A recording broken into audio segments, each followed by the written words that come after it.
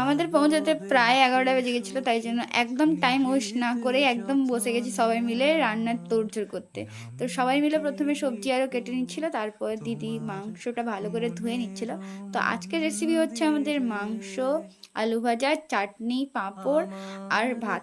আর তেমন কিছু না, আর সঙ্গে থাকবে কোল্ড ড্রিঙ্কস। তো এখানে অলোকদা রান্না শুরু করে দিয়েছে, মাংসের জন্য প্রথমে আলু ভেজে নিচ্ছে। তো তাকে ভিডিওতে নিচ্ছি বলে সে কী সব বলে যাচ্ছিল আমাকে। তারপরে আমি ভাবলাম এরা কাজ করছে সবাই মিলে, আমার আর কোনো প্রয়োজন নেই, তাই আমি একটু সি সাইডে একটু সমুদ্রে পাড়টা ভিজিয়ে আসি, তাই জন্য চলে গেছিলাম। তো গিয়ে দেখি আজকে এত বেশি জল, এত বড় বড় ঢেউ আসছে, চান করতে নামা প্রচণ্ড দুষ্কর বলতে গেলে। কারণ প্রত্যেক দিন এরকম থাকে না, কিন্তু নিম্নচাপ হয়েছে বলে এত বেশি ঢেউ। তো তারপরে আবার ফিরে চলে আসি রান্নার কাছে। তো এখানে দিদি রান্না করছে মাংস, আর অন্যদিকে সবাই চলে এসছে দিদির স্টুডেন্টরা যারা বাকি ছিল। তারপর আলু ভাজা রেডি করছে।